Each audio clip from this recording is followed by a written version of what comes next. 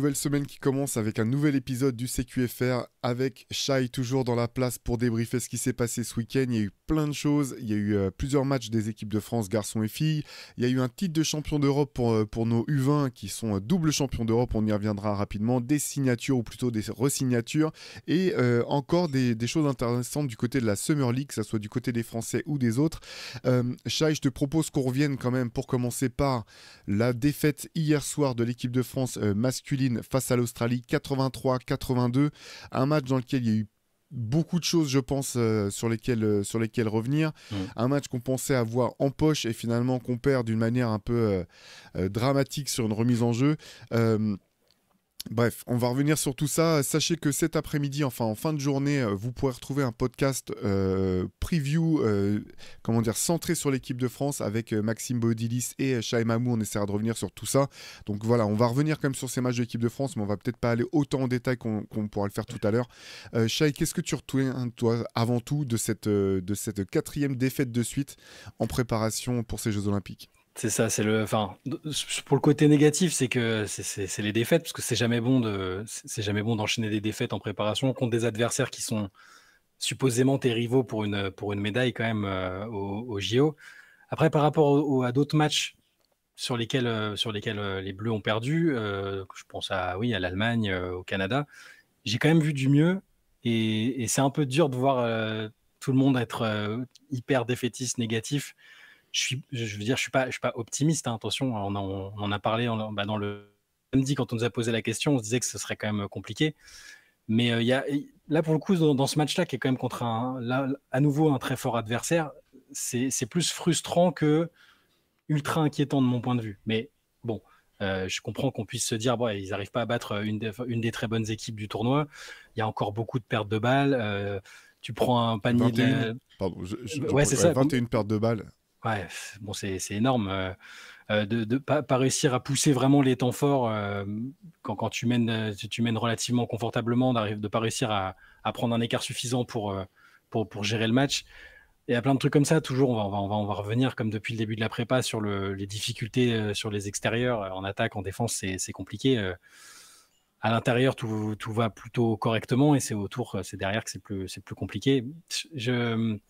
Ce que je retiens, c'est ça, c'est de la difficulté à gagner, quoi. Et j'espère juste que ça va pas qu'ils vont réussir à appuyer sur le bouton, à switcher au moment où il y aura la compétition. C'est ce qu'a dit Victor Wembanyama après le match. Il a dit, moi, je suis pas inquiet du tout. Dans 6 jours, on sera prêt. On sera capable de gagner des matchs dans 6 jours. Déjà, les adversaires seront pas tous du niveau de l'Australie et du Canada, mais il faudra quand même bien les affronter à un moment si on veut remplir cet objectif de gagner une médaille. Donc, je suis ressorti un peu déçu et frustré, mais peut-être pas aussi inquiet que sur d'autres matchs de préparation. Ouais, je te rejoins sur pas mal de choses, Shai, parce qu'en fait, j'ai quand même eu l'impression que c'était peut-être notre meilleur match en termes de rythme, notamment. Ce qui avait été, moi, ce qui m'avait beaucoup alarmé dans le match face au Canada, c'était justement ce manque de mordant, ce manque de rythme.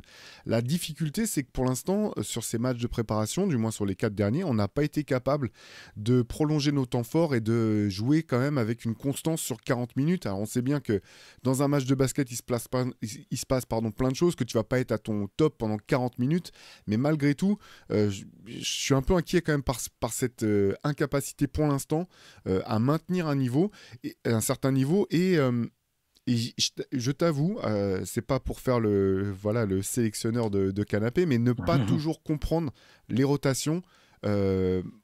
C'est encore en train d'évoluer, on l'a vu. On a senti dans le match d'hier qu'il y avait une volonté d'aller chercher le match pourtant, et c'est ça qui est un petit peu, je pense, qui est un petit peu inquiétant, avec des rotations qui sont un petit peu resserrées. Et pourtant, beaucoup de difficultés à créer du jeu offensif, quoi, du moins du lien offensif. Je te donne quand même les stats de Victor Wembanyama sur le match d'hier. Il termine avec 17 points, 12 rebonds, 8 passes décisives. 4 balles perdues, 7 sur 15 au tir. Donc tu dis c'est un match correct, il est même pas si loin que ça d'un triple-double potentiellement. Et en même temps, c'était la session qu'avait faite Fred Young sur Basket Session, mais je veux dire, ce qui est compliqué, c'est que dans ces tirs, il y en a qui sont très durs et qu'il arrive à mettre, donc tu es là, tu te lèves et t'applaudis. Il y en a qui sont trop durs et qui mènent nulle part, ce qui est normal. Et tu sens, ce qui est tout à fait normal, c'est qu'en fait c'est comme un petit peu comme avec les Spurs, c'est un jeune joueur capable de choses extraordinaires et qui est en train d'explorer un petit peu ce qu'il est capable de faire. Ce qui fait que tu peux pas non plus te reposer uniquement là-dessus en te disant Victor va nous sortir de toutes les situations. C'est pas pour dire qu'il n'en a pas le talent ni le potentiel, mais à l'âge qu'il a, à l'expérience qu'il a, ça peut pas, c'est normal en fait. Il est en phase d'apprentissage sur tout ça. Il y a des situations où tu te dis bon bah ça passe, mais C'est ça, risqué enfin, comme Paris, le tout Wembanyama est compliqué et pourtant, même, enfin, statistiquement, c'est pourtant ce qui se passe parce que sur la préparation, c'est le meilleur scoreur, rebondeur et même passeur de l'équipe en fait à la moyenne. Donc on est un peu dans ce qu'on voulait éviter, je pense, hein, sur le tout Wembanyama et c'est là que les difficultés, on peut pas dire ça autrement et plus gentiment d'Evan Fournier. Nando De Colo à la création, c'est correct, mais la finition, c'est difficile. Les autres meneurs qu'on a pris, Andro Albici, Franck Ntilikina, Mathieu Strazel. À nouveau, je reviens parce que Strazel, tu as souvent pointé le fait qu'il était très bon. Je trouve encore qu'il a été bon et c'est peut-être. J'ai peut-être pour moi envie. c'est ouais, Je pense qu'il faut le faire jouer même plus que ce qu'il a joué en fait. je suis d'accord. Il y a encore pour moi c'était le meilleur des Ouais. meneurs Bah ouais, j'ai l'impression que c'est une option qu'il va falloir. Si ça bouge pas de ce côté-là, il va falloir. J'ai l'impression que c'est le choix à faire. Mais en tout cas, voilà, ça manque de créativité, ça manque de punch offensif. Est-ce qu'on n'a pas. Je sais que l'ambition, c'est d'être ultra défensif et d'être passé en mode muraille, mais est-ce que les Bleus, là, n'ont pas un effectif trop défensif presque? Et dans les choix de la rotation, est-ce que c'est pas trop défensif à un moment? Bah, c'est pour ça que j'en reviens en question de rotation, parce que moi j'ai trouvé Nando De Colo bon dans la création hier. Ouais. J'ai trouvé, dans les aspects positifs, j'ai trouvé que Evan Fournier et Nando De Colo étaient quand même montés en régime au fur et à mesure des matchs. Moi, Evan Fournier, je l'ai trouvé bon hier en première mi-temps, même pas forcément, et là je parle pas forcément de réussite, je parle d'intention, je parle de présence physique, je parle d'impact. Même chose pour Gershon Yabusele, et très étonnamment, tu vois, je pense que c'est deux joueurs quand même qui sont des punchers offensifs potentiellement. J'ai eu l'impression qu'on les voyait pas ou peu sur le terrain en deuxième mi-temps.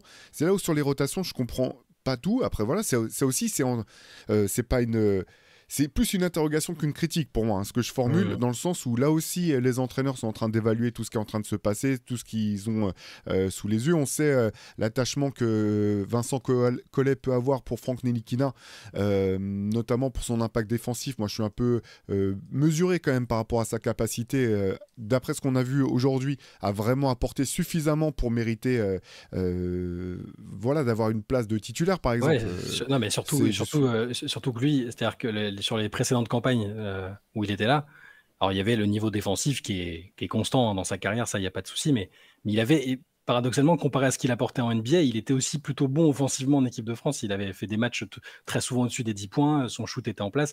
Là c'est dur, là. Ouais, et puis ça remonte en fait au bout du compte. Ces campagnes-là, Shai. C'était un petit moment. Ah ouais. Hein. Je sais qu'on a beaucoup parlé du fait que Evan Fournier avait très peu joué sur 1 an et demi, mais finalement, Franck Ntilikina, si tu compiles sur. Voilà, donc c'est une autre question. De toute façon, là, la sélection est faite. Je pense qu'il y a quand même il y a toujours des atouts en fait dans cette équipe pour faire des choses. C'est vraiment une question de trouver la bonne carburation et c'est là que ça m'inquiète un petit peu. Et juste pour revenir sur Victor Wembanyama, ce qui est compliqué quand même, c'est qu'il joue essentiellement comme un extérieur au bout du compte. Hier, il fait 4 sur 5 sur les tirs à 2 points, il est à 4 sur 5. Il est à 3 sur 10 à 3 points, il joue énormément périphérie. Et il y a un moment, malgré son talent incroyable, il y a des choses quand même qui ne sont pas autant automatisées quand tu fais cette taille-là et que tu es à ce poste-là que pour un extérieur. Je pense à la fin, il y a un moment, il y a 2 ballons cafouillés, il perd la balle en faisant des dribbles entre les jambes.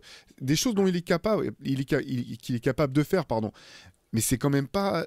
Voilà, c'est pas, il n'y a pas encore le degré comment dire, soit de maturité, soit ça reste quand même pas avant tout ton poste en fait. Et ces choses-là sont un petit peu inquiétantes. Malgré tout, je vais noter quand même une action magnifique, peut-être la plus belle action du match. Ce qui est assez fou, c'est Nando De Colo qui vient porter un écran pour Victor Wembanyama qui joue le pick and roll et qui envoie Rudy Gobert au alley-oop. C'est une des plus belles actions du match d'hier. Donc il y a je dis pas qu'il faut cantonner Victor dans la raquette et le faire jouer comme un pivot des années 80. C'est pas ça que je dis. Par contre, en termes de carburation, je pense qu'il y a quand même encore des choses à chercher, à trouver. J'espère que la semaine qui s'annonce, le premier match, ça sera donc le 27 juillet, ça va arriver vite.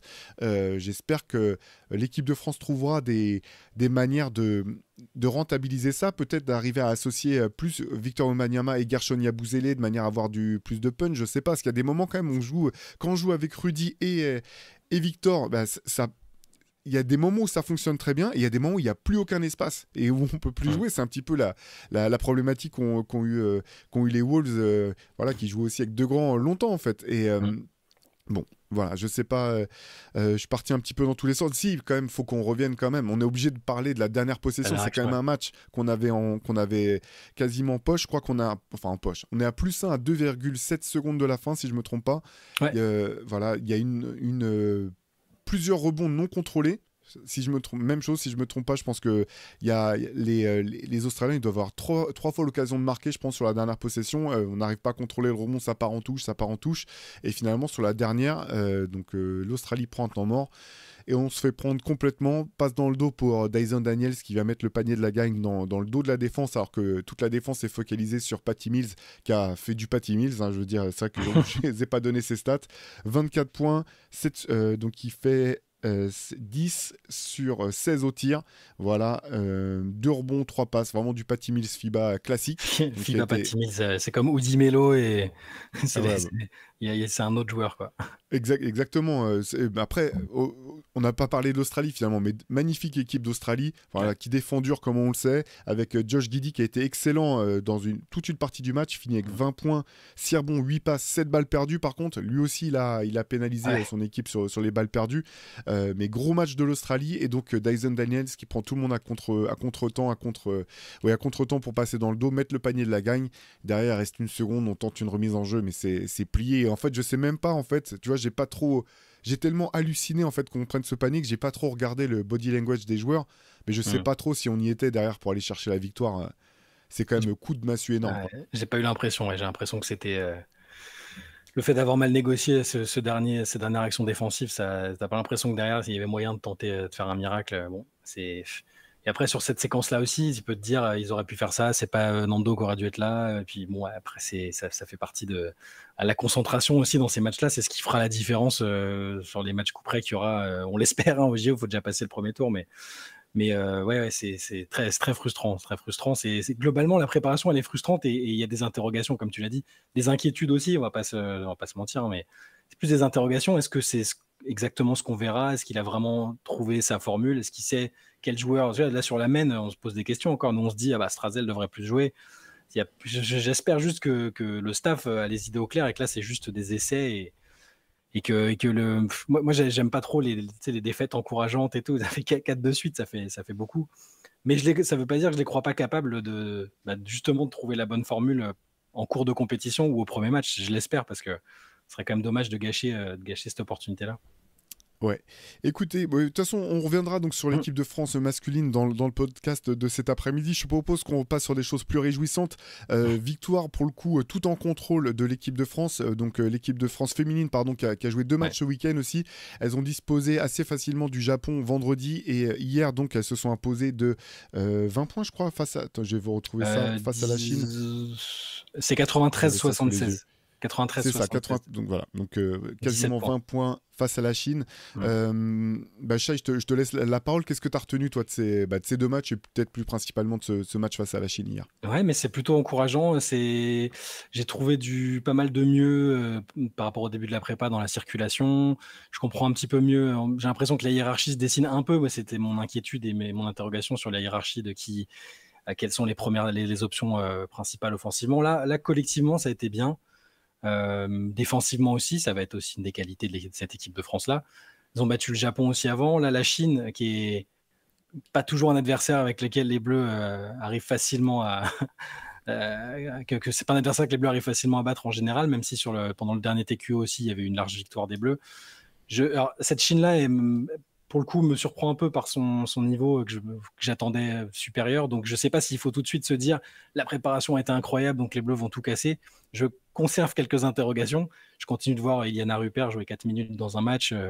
Ça m'interroge un peu, des choses comme ça. Mais par contre, il y a une confiance. Les matchs sont joués très, très sérieusement. Et j'ai l'impression je suis plutôt confiant sur ce début au moment où les JO vont commencer. Ouais. Sur ce match-là en particulier, comme je te disais, il y a une large rotation. Il n'y a pas eu une joueuse qui a tout explosé. On n'a pas eu un énorme coup de chaud de Marine Johannes comme sur le match sur un des matchs précédents. il y a plusieurs joueuses autour des 10 points. Johannes 12 points, Alexia Chartero 12 points, Myriam Badian 11 points, je crois, et Valériane Ayayi aussi 10 points. Enfin, ça a beaucoup. Tout le monde a contribué. C'était franchement intéressant. Avec des joueuses qui sont aussi pas toutes encore à 100% de mon point de vue. Marine Fotoux, par exemple, cherche un peu son rythme. Elle a été blessée en fin de saison et je considère qu'elle va être essentielle, enfin qu'elle est essentielle déjà dans ce groupe malgré son jeune âge. Donc, il y a encore des joueuses qui cherchent leur rythme, qui cherchent leur meilleure forme. C'est pareil chez les gars. Hein. Après, c'est plus inquiétant chez les gars parce qu'il n'y a pas de victoire au bout. Mais voilà, plutôt rassuré par cette victoire contre la Chine. Ouais. Ouais, ce que je trouve intéressant dans ces matchs de préparation, c'est que tu as l'impression qu'il y a quand même une espèce de scénario qui se répète. C'est-à-dire que les équipes sont accrocheuses face à l'équipe de France. Mhm. Et au bout d'un moment, l'équipe de France fait un petit peu rouleau compresseur, en tout cas sur ces Ouais. matchs de préparation. Là, encore une fois, dans le troisième quart-temps, c'est là que la Chine a décroché, tout simplement. Elles n'ont pas pu tenir ce rythme pendant 40 minutes. Je suis d'accord sur ce que tu dis sur Marine Fotou, je l'ai trouvée très bonne hier là. Tu sens qu'elle est en train quand même de retrouver du rythme, de l'assurance. Je trouve, je continue de me poser des questions, mais en tout cas ça fonctionne vraiment. Le fait d'avoir Marine Johannes qui sort du banc, je trouve que c'est vraiment elle, et c'est une accélératrice de jeu en fait. Ouais. Tout va plus vite, notamment offensivement. Je trouve que c'est vraiment elle qui donne l'impulsion, qui permet à cette équipe de France de carburer à un niveau supérieur quand elle est sur le terrain. Et ça se retranscrit pas systématiquement dans les statistiques. Hein. Des fois c'est des petites passes de relance, une accélération sur un renversement, ce genre de choses. Je l'ai trouvé encore une fois vraiment très très bonne hier. Et puis voilà, effectivement, tu disais hier, c'est hyper réparti quoi. Toutes les filles qui sont rentrées ont marqué. Les temps de jeu sont très équilibrés. Voilà, j'ai aimé cette impression de contrôle et de montée en puissance au fur et à mesure du match que dégage l'équipe de France sur ces matchs de préparation. On sait que c'est de la préparation, qu'il ne faut pas, comme tout à l'heure avec les garçons, on disait, faut pas non plus faire une croix sur les potentiels, sur les chances de cette équipe de France au vu des matchs de préparation. Il faut pas non plus se leurrer sur notre niveau avec les filles, prendre ça pour argent comptant, mais en tout cas je trouve ça vraiment rassurant. Et comme tu dis, j'ai l'impression qu'il y a une espèce de hiérarchie qui se met en place et qui a l'air d'être on a l'air d'être au clair avec ce que le staff va proposer et demander des joueuses, non, Shai? Ouais, c'est ça. Après, le truc, c'est que ce qui est difficile, c'est que j'essaie de ne pas être négatif quand je veux dire ça. C'est juste que quand tu regardes, par exemple, les temps morts, tu n'as pas l'impression qu'il y a une osmose et une entente fantastique entre le staff, les joueuses, que tout le monde sait exactement ce qu'attend le coach, le coaching staff. Pour l'instant, j'ai plus l'impression de voir des joueuses qui se responsabilisent et qui se connaissent bien en plus. Hein, mais je vois pas encore une identité de jeu incroyable choisie par le coach et tout le monde y adhère. Ça va peut-être arriver, hein, et je me trompe peut-être, c'est peut-être de la perception, mais les joueuses en tout cas sont en train de se trouver et trouvent leur confiance, leur façon de jouer, acceptent du coup par exemple que Marine Johannes sorte du banc, c'est particulier, c'est la joueuse la plus talentueuse de l'équipe d'effectifs, mais pour l'instant ça fonctionne bien en préparation. Le tournoi c'est un peu autre chose, et puis il y aura aussi des adversaires. L'Australie, à un moment Team USA, la Belgique, faut pas oublier qu'il y a ces équipes-là avec lesquelles batailler pour la médaille, et que c'est des équipes qui sont aussi très très en place et qui vont poser des problèmes. Donc je suis très content de voir que, en tout cas, il y a cette dynamique de victoire, cette confiance.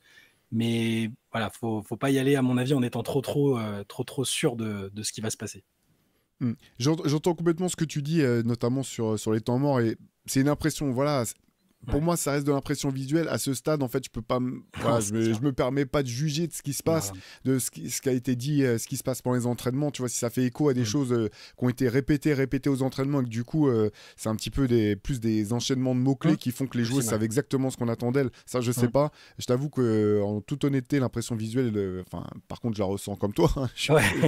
Ça, c'est voilà. Mais bon, voilà. Attendons de suivre. Juste une petite question, en fait, que j'ai envie de te poser, Shai. Je trouve Gabby Williams discrète sur ce début de préparation par rapport à ce dont on la sait capable. Est-ce que pour toi c'est logique, c'est de monter en puissance tranquille? Comment tu as vu ça, toi? Je pense qu'elle est en mode préparation, qu'elle a aussi besoin de temps de jeu. Pour le coup, elle n'était pas en WNBA, donc tu vois, il y a des joueuses qu'on voit surtout dans d'autres nations, mais qui arrivent, qui sont déjà prêtes parce qu'elles étaient en train de jouer, notamment du côté de Team USA. Elle aussi, elle manque de temps de jeu et je pense qu'elle va monter en puissance. Voilà, c'est une athlète incroyable, à mon avis. Puis c'est intéressant aussi de pas se reposer que sur Gabby Williams, comme ça a pu Bien sûr. parfois être le cas. Le combo Gabby Williams, Marine Johannes est très très sollicité. Moi, ça me dérange pas si, tu vois, si tu prends par exemple son rôle en WNBA lors de ses très bonnes années, c'est presque d'abord une excellente offensive avant d'être une scoreuse et tout ça, ce qu'elle a pu montrer en équipe de France. Donc non, moi ça m'inquiète pas ça. Je pense elle va monter en puissance et qu'elle sera surtout productive offensivement quand il y aura besoin de le faire. En tout cas, c'est comme ça que je l'envisage moi. Ok, bon bah très bien. De toute façon, on attend la suite. Premier match, ça sera lundi prochain face au Canada pour le premier match du tournoi de l'équipe de France féminine. On va clore notre page équipe de France avec une magnifique médaille en or, celle de nos U20 qui se sont imposés donc dans l'Eurobasket qui se déroulait en Pologne, 82-78 face à la Slovénie. Une fin de match qui était quand même assez à vous hérisser le poil. Là, le quatrième quart-temps était le match a été hyper serré. Dans le quatrième quart-temps, on a cru que l'équipe de France se laissait un petit peu, avait un coup de mou en fait. La Slovénie a pris jusqu'à 7 points d'avance, je crois, à un moment au milieu de ce quatrième quart-temps. Et finalement, un énorme finish de l'équipe de France qui s'est un peu fait peur au lancer franc quand même en cas figure des lancers francs sur la fin, qui aurait pu permettre de valider la victoire de manière un peu plus sereine, on va dire. Je vous donne quand même voilà, parmi les joueurs les plus marquants de ce match, Zachary Perrin qui termine MVP de la compétition, qui signe 19 points, 10 rebonds, 5 passes. Et si je ne me trompe pas, je pense que c'est lui qui va chercher le dernier rebond défensif qui permet vraiment de sceller la victoire. Il fait 3 contre aussi. Ouais. Et 3 contre, exactement. Noah Pinda qui était le héros du quart de finale face à l'Espagne avec son tir au buzzer qui termine avec 15 points, 14 rebonds et 5 passes. Tous les deux sont dans le meilleur 5 du tournoi. Voilà, donc belle génération, belle victoire. Parce que si je me trompe pas, c'est donc back-to-back pour la France sur l'Euro 2020. U20, pardon, Euro U20. Pardon. Ouais, c'est ça. Puis chez les filles, c'est pareil, tu vois. Donc il y a dans cette catégorie d'âge et dans les catégories en dessous, il y a quand même il se passe des choses intéressantes. Les deux que tu as cités, Zachary Perrin et Noah Penda, c'est vraiment les deux, ça a été les deux moteurs de l'équipe pendant tout le tournoi. Indépendamment du tir incroyable, dont je pense qu'il se souviendra toute sa vie contre l'Espagne en quart de finale. Ça a été un titre un peu besogneux.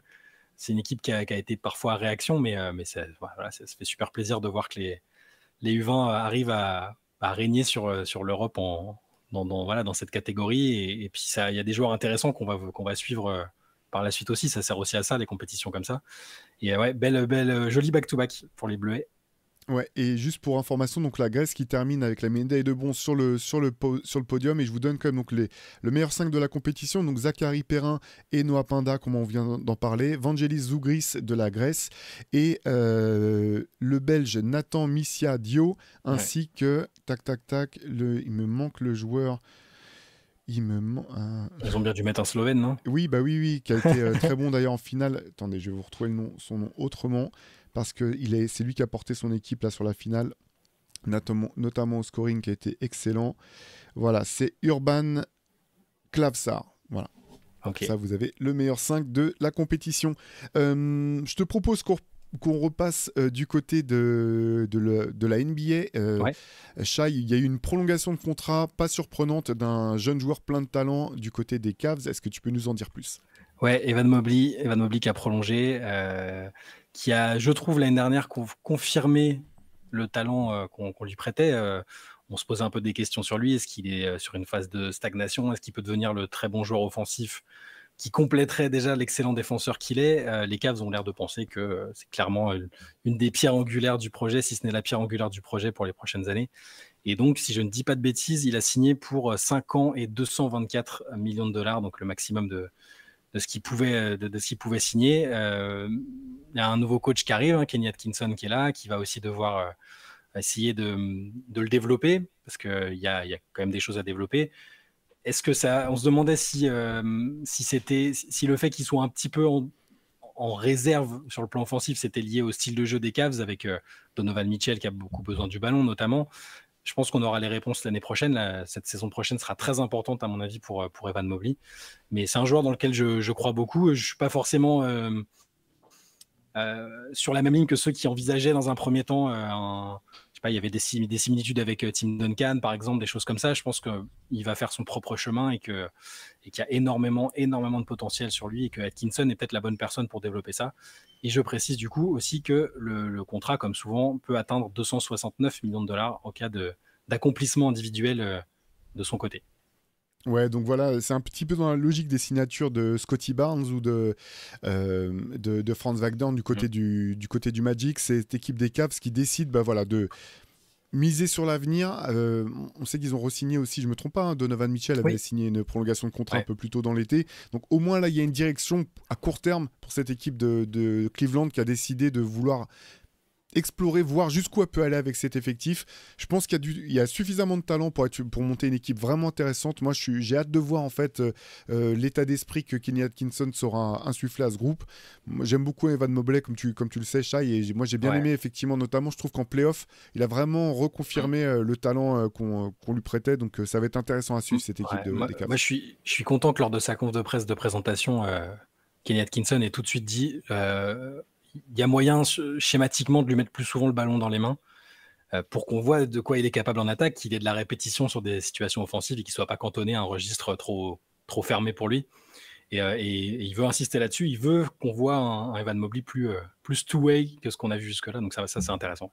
Ouais, ça me semble, c'est quand même vraiment la logique. Donc c'est excellente nouvelle pour les fans de Cleveland. Avant qu'on parte sur la Summer League, J'allais oublier de le signaler, mais il y avait un match qui peut paraître anecdotique, il y avait le All-Star Game WNBA le week-end dernier, mais ce qui est intéressant effectivement, puis Shai, tu vas pouvoir nous en dire plus, c'est qu'à l'inverse des All-Star Game NBA durant lesquels on s'endort de plus en plus vite, là c'était un match disputé qui avait la particularité d'opposer Team USA, dont c'était le premier match de préparation avant les Jeux Olympiques, à une sélection de All-Star des meilleures joueuses de WNBA. Exactement, c'est ça. Alors, c'est un format qui est habituel en année olympique. Hein. C'est toujours ce qui se passe pour permettre à Team USA de se préparer, pour qu'il y ait un intérêt aussi. Et effectivement, à chaque fois que c'est le cas, c'est toujours des matchs très disputés parce que tu as des joueuses de la sélection WNBA qui auraient bien aimé être de l'autre côté. Et puis, par fierté aussi, d'essayer de battre ce qui est théoriquement la meilleure équipe du monde. Et ça a été le cas d'ailleurs, parce que la team WNBA a battu Team USA 117-109. Avec justement l'une de ces joueuses qui aurait pu ou dû être de l'autre côté, Arike Ogunbowale, qui a marqué 34 points, record sur un All-Star Game. Tout en deuxième mi-temps, elle a pris feu. C'est ce que j'allais dire. C'est la joueuse qui prend le feu le plus facilement depuis qu'elle est en WNBA. C'est même à la fac, elle mettait des buzzers, des game winners au buzzer pour faire gagner Notre-Dame. Enfin, c'est une joueuse assez incroyable. Alors c'est beaucoup d'ISO et beaucoup de jeux individuels, mais ça reste très spectaculaire. Et donc l'équipe de la sélection de WNBA qui a battu Team USA, qui pour le coup est en préparation, a beaucoup fait tourner. Donc c'est pas non plus quelque chose de très inquiétant. Je peux vous spoiler directement, ça les empêchera pas de gagner la médaille d'or dans quelques semaines au JO, mais c'est un format qui est hyper intéressant parce que c'est toujours un match compétitif en fait. Même quand ces deux sélections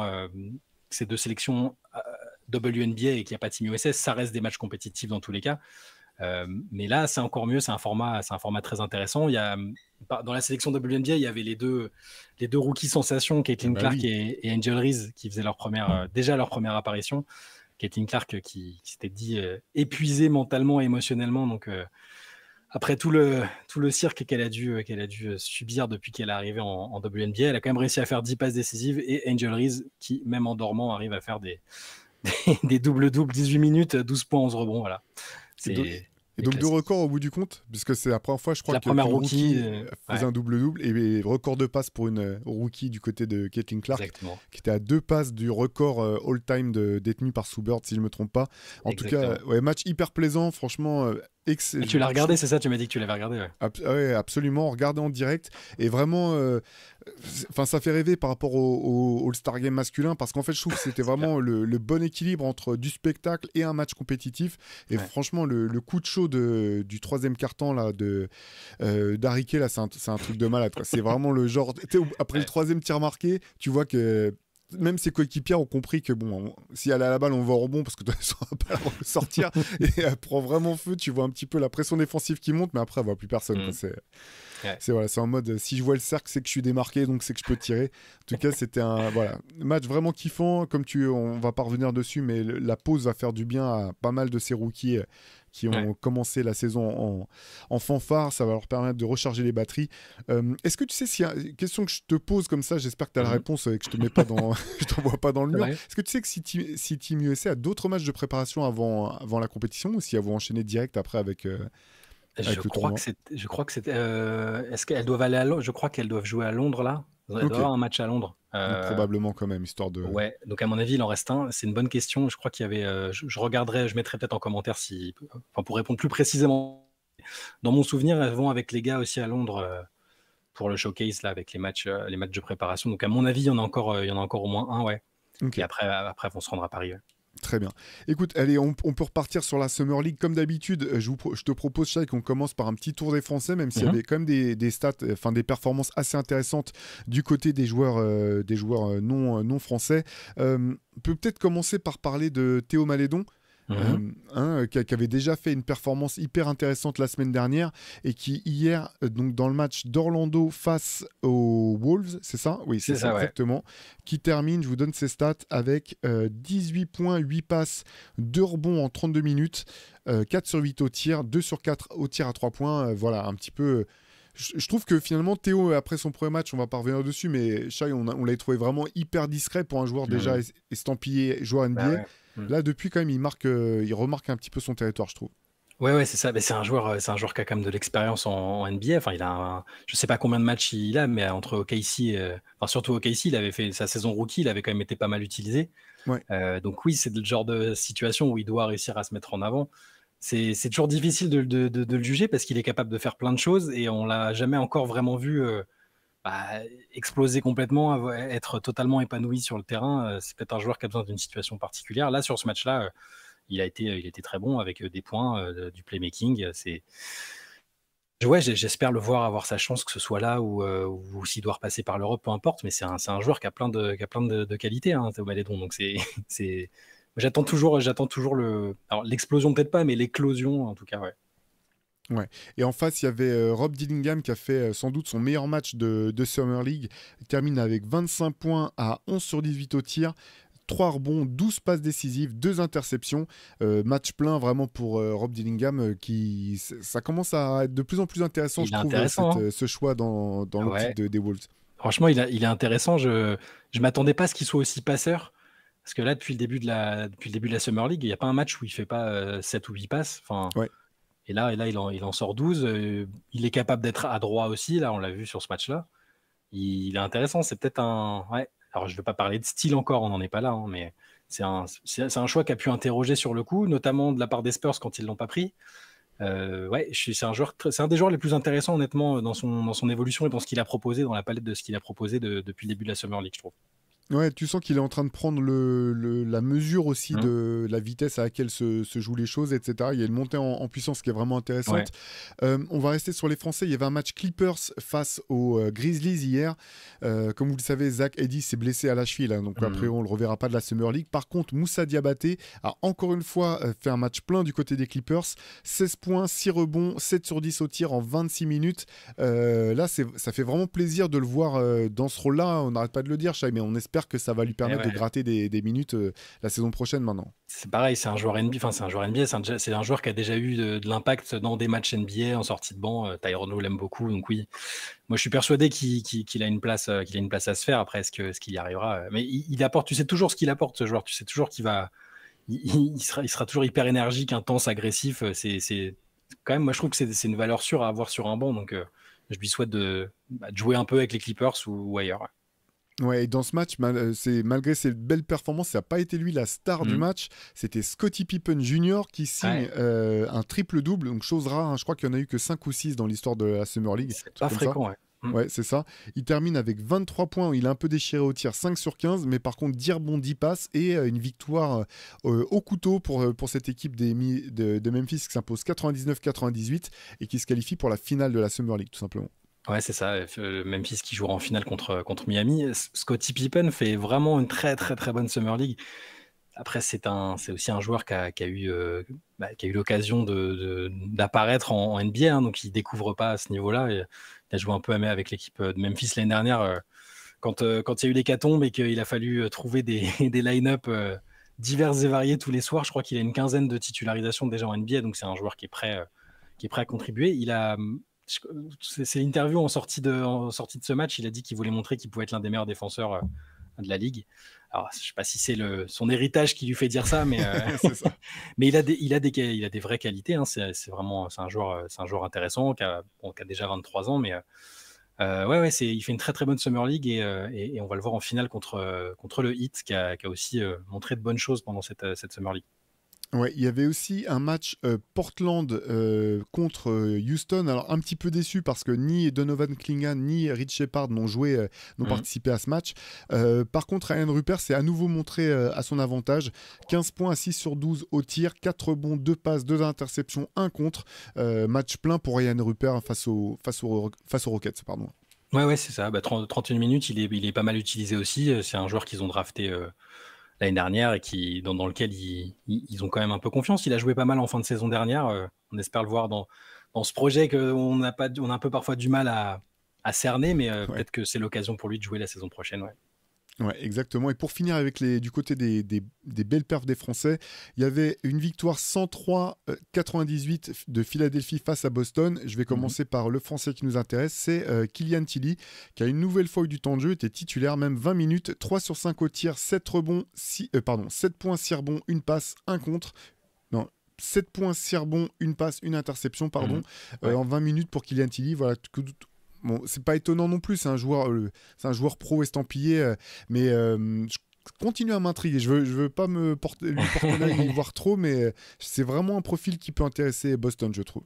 Bien sûr, ils vont chercher des joueurs, surtout que là, ils commencent à avoir une grille salariale qui est un peu démentielle. Voilà, ils ont prolongé Sam Hauser la nuit dernière pour 45 millions, je crois. Donc, jusqu'à 2026, ils sont blindés de chez blindés, donc ils vont devoir aussi trouver des joueurs comme ça à la marge sur des petits contrats. Kylian Tilly, dans un profil d'intérieur stretch, il peut tout à fait être ce joueur. Et on l'a déjà dit la dernière fois, il manque de temps de jeu sur les dernières saisons, mais il a tout à fait le niveau et les caractéristiques pour être intéressant dans une équipe NBA en 2024. Ouais, exactement. Allez, j'avais noté 3 autres performances que j'ai trouvées intéressantes. Shai, je vais te lancer dessus et tu me diras ce que tu en as pensé. Il y a Ron Holland, le rookie de Détroit. Un choix qui avait été assez... je trouve pas le terme, qui n'avait pas contesté, mais qui avait un peu étonné en fait, dans la mesure où ils prennent à nouveau un score qui n'est pas forcément un shooter. Est-ce que tu peux nous en dire plus sur son match hier? Ouais. Quand tu dis ça avait un peu interrogé parce que c'est pas le profil, on s'attendait à un autre profil de joueur. Lui, c'est un joueur qui est quand même très concentré sur le scoring, sur les postes arrière. C'est un extérieur qui aime beaucoup scorer. On s'attendait à un autre profil de la part des Pistons. Là, il a marqué 23 points, 9 sur 17. Et globalement, il fait une Summer League pas inintéressante. Il a fait des matchs à 15, 17, 20, pas mal de rebonds. Il y a de l'intensité défensive. Il fait pas mal de contres et d'interceptions. Il défend. Il a le côté spectaculaire qui peut plaire aussi parce que c'est un très très bel athlète qui a beaucoup de marge de progression. Mais sur ce qu'on a vu là, c'est plutôt intéressant de sa part, notamment sur ce match de cette nuit. Ouais. Ouais, si vous voyez ces highlights qui sont effectivement impressionnants, il y a quasiment que des attaques de cercle, tout se passe dans le drive. Donc à voir s'il aura autant d'espace la saison prochaine quand il sera sur le terrain. De l'autre côté, donc le match c'était face au Jazz.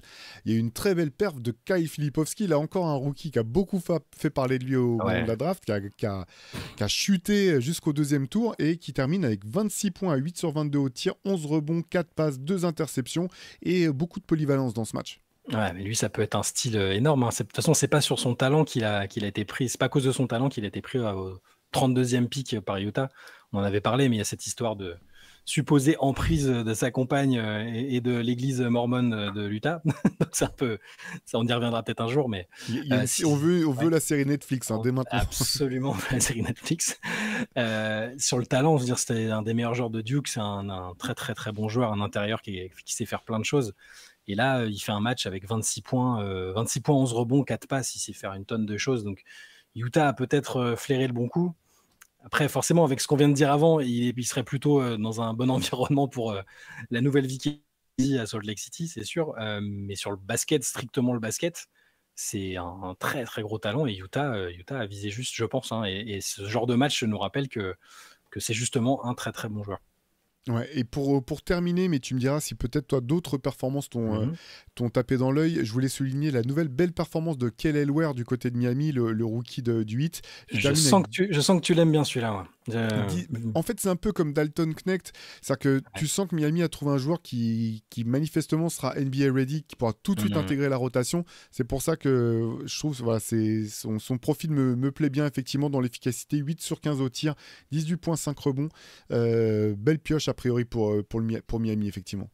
Exactement. Et une autre bonne pioche, alors là, c'est plus, underground, mais Kelly Ware a fait une super Summer League et je pense effectivement qu'il a ce qu'il faut pour intégrer la rotation de 8.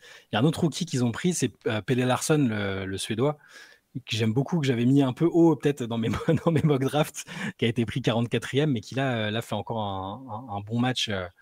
Un bon match cette nuit, mais 21 points, je crois. Je Ouais, pense que c'est lui ça. aussi, il peut intégrer la rotation. Et on se dira après, ils sont allés chercher un mec assez loin à la draft, et puis il est déjà prêt. C'est un joueur de 23 ans déjà qui était à la fac à Arizona, ouais, les protégés d'Antoine Pimel, Arizona. Et je pense que c'est un très très bon joueur aussi. Donc, ouais, parmi les performances que j'ai retenues, voilà, évidemment Kelly Ware parce qu'il est très fiable depuis le début de la Summer League, et Pelle Larsson que j'aime bien du côté de 8. Voilà, des profils intéressants à suivre. Nous, on va refermer sur CQFR. On a fait un peu long, mais finalement, pour un week-end de juillet, il y avait énormément de choses à débriefer. Et comme je vous le disais tout à l'heure, en fin de journée, vous pourrez retrouver notre podcast dans lequel on va essayer de plonger un peu plus profondément dans notre preview de l'équipe de France masculine dans l'optique des Jeux Olympiques. En ce qui concerne les filles, on vous proposera aussi des contenus dans la semaine sur nos réseaux pour parler du tournoi olympique et des Bleus. Donc, ne ratez pas ça. Passez une excellente journée. On vous dit à très vite. Ciao à toutes et à Ciao. tous.